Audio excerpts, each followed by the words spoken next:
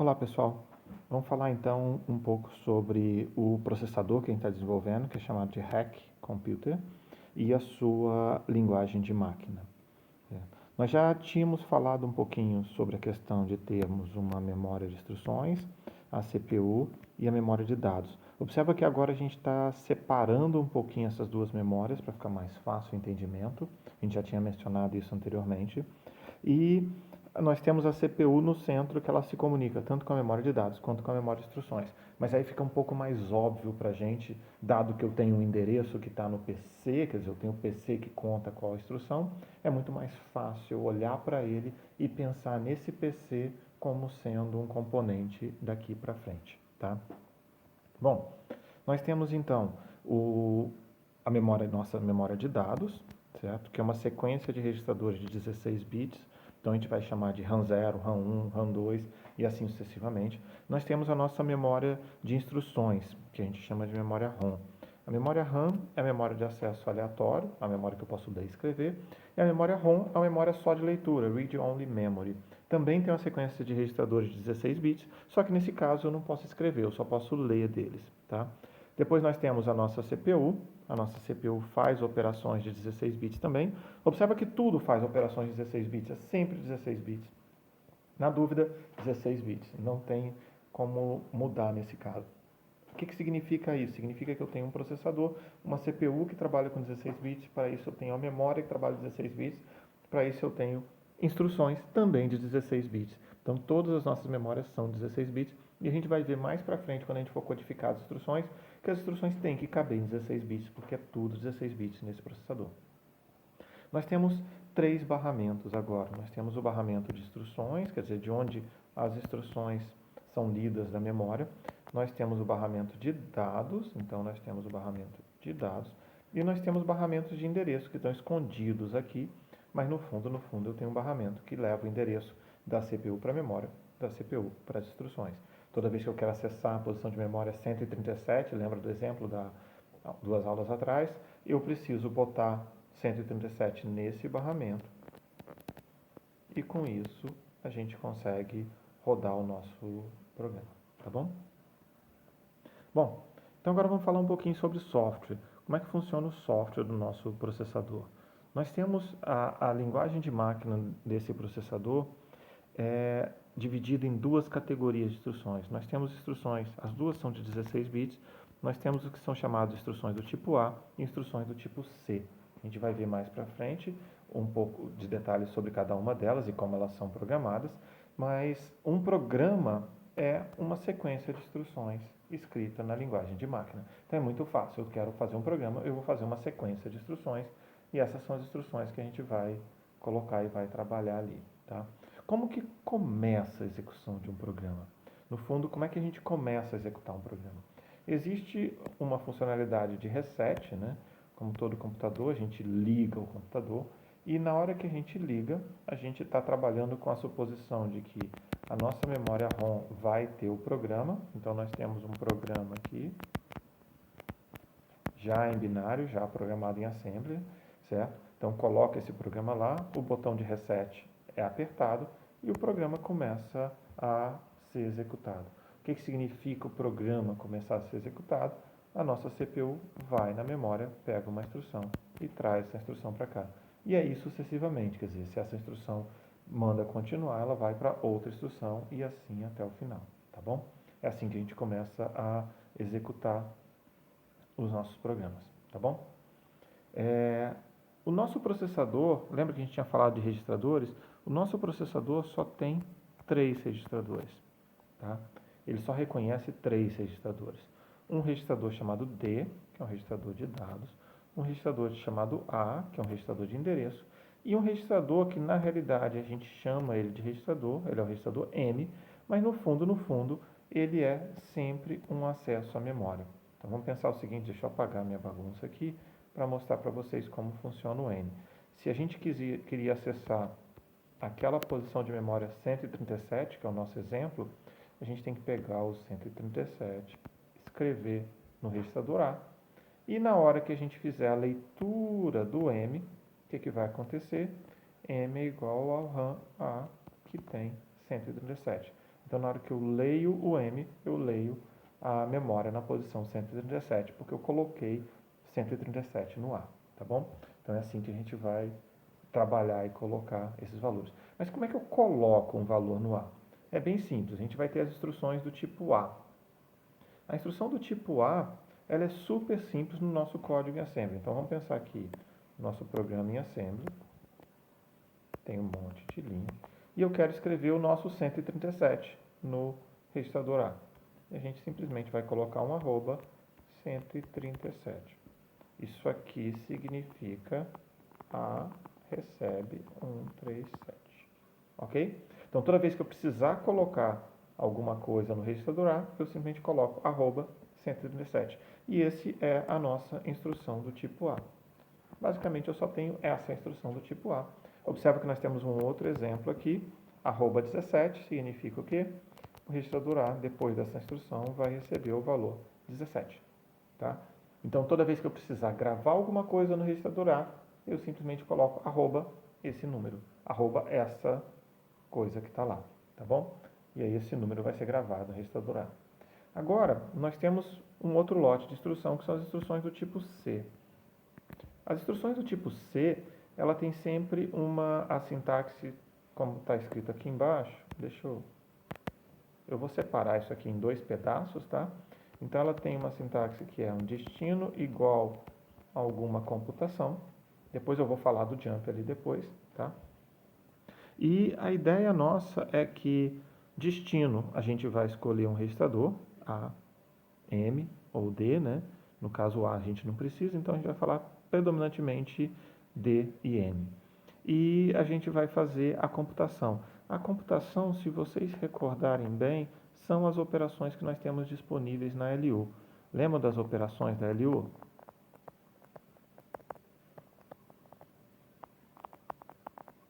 A única diferença aqui, vamos começar pelas constantes 0, 1, menos 1. A gente já tinha essas constantes.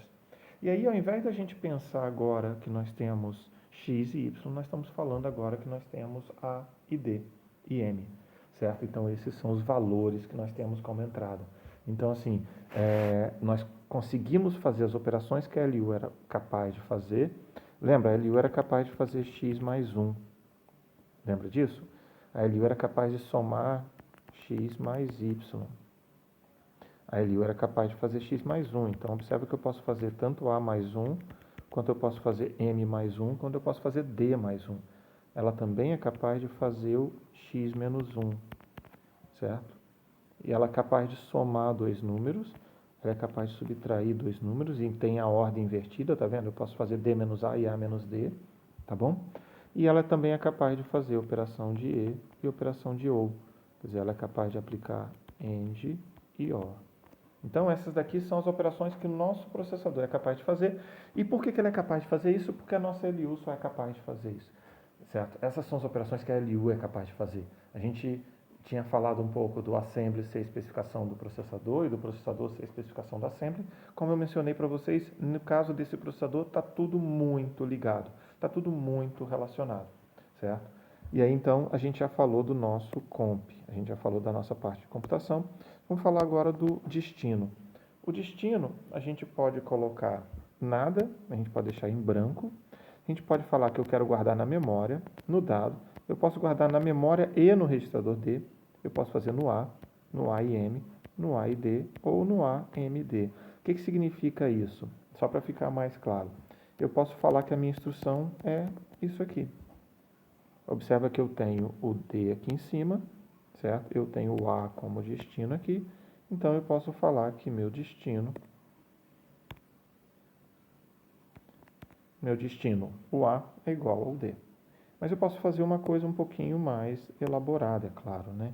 Eu posso falar que tanto a memória quanto meu registrador de dados vão ter como valor, certo? Alguma coisa como, vamos botar aqui, ó, D e M.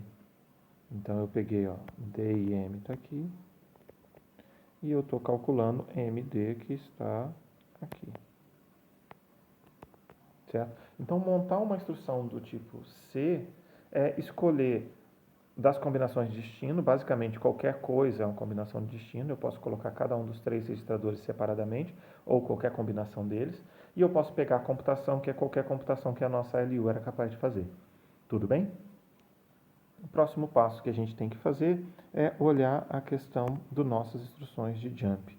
Então, eu posso colocar, depois disso aqui, eu posso colocar alguma coisa relacionada ao jump, tá? Então, nós temos JGT, jump if greater than, JEQ, jump if equal, JGE, if greater or equal, JLT, less than, NE, not equal, less or equal. Então, greater é maior, no caso, EQ é igual, greater or equal é maior ou igual, less than é menor, not equal é diferente e less than ou equal é menor ou igual. Além de ter o jump puro, quer dizer, nesse caso aqui ele salta de qualquer jeito, ele não vai ter nenhuma condição para ele saltar, tá? Como é que funciona? Como é que funciona o processador? Agora que a gente viu cada um dos pedaços, a primeira coisa que ele vai fazer é computar o valor da parte de computação. Guarda o resultado no destino, certo?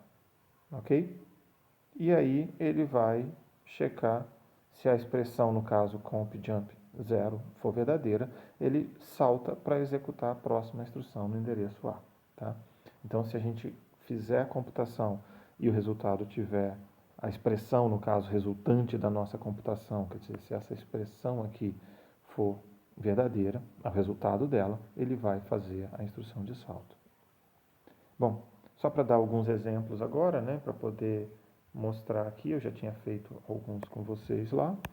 Vamos pegar aqui, ó, nós estamos pegando o -1 e o D, então eu posso fazer uma instrução como sendo D igual a -1, tá?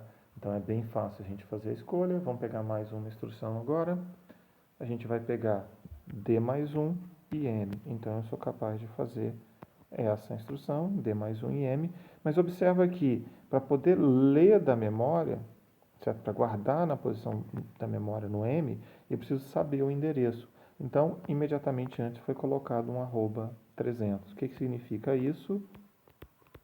Esse @300 significa A recebe 300. E aí o que a gente faz?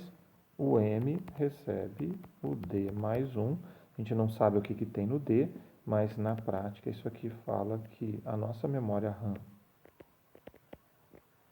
na posição 300, que é esse 300 daqui, certo?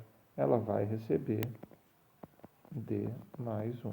O D já estava setado de alguma outra variável lá de trás, tá? Ok? Bom, mais uma. Agora a gente vai virar e vai falar o que a gente está colocando agora já com jump. Então, o jump tem duas coisas importantes que a gente precisa falar. Toda vez que a gente tem uma instrução de jump, ele tem que saltar para algum lugar. E o jump sempre salta para o lugar que está indicado no registrador A. Então, vocês vão encontrar que as instruções que têm jump, elas normalmente não têm o A aqui, porque senão eu vou mexer no A nesse momento e fica bem complicado. Então, é extremamente comum, e é o caso mais comum, vocês não vão encontrar facilmente a instrução, o registrador A na instrução que tem jump, porque ele vai ser usado para o destino do jump. Então, o que ele está falando aqui? Ele está virando e falando, JEQ significa o quê? Eu tenho alguma coisa e eu quero saber se ele é igual. Se ele é igual ao quê? Se ele é igual a 0. Então, eu estou comparando com 0. A gente está fazendo a conta de D menos 1. Então, existe um valor no registrador D e eu estou comparando com 0. Se isso aqui for verdadeiro, certo? Se for verdadeiro, o que vai acontecer? A gente vai para a posição 56. Então, a gente vai falar PC igual a 56. O jump equal vai saltar para 56. Então, assim, a gente vai pegar, então, só recapitulando essa instrução. Qualquer instrução que a gente é capaz de fazer, basta olhar aqui, menos o A, sem A, tá? Sem as de A, então deixa eu só aqui, ó. Se alguém vai olhar esses slides depois, vai ver que eu risquei os As daqui, tá? Tá bom? Então, qualquer instrução dessas sem o A, o que a gente faz? Eu pego essa instrução, avalio essa instrução, então D menos 1, vamos supor que o D tivesse o valor 30, 30 menos 1, 29. 29 é igual a zero? Não. Então, se não é igual a zero, eu vou continuar executando meu código sem problema. Se o D tivesse o valor 1, então se o D tivesse o valor 1, eu ia fazer 1 menos 1, deu 0. 0 é igual a 0? Sim. Então, nesse caso, sim. O que acontece? Salta para a posição 56, que é o que está aqui na instrução anterior, é o que está no registrador A. Tá bom? Então, assim que a gente vai e implementa uma instrução em assembly. Ok, pessoal? Com isso, a gente fecha esse pedaço, a gente entendeu todas as instruções e nossos programas agora vão poder ter múltiplas instruções, múltiplos dados. Tá bom? Ok? Muito obrigado, pessoal. Até mais.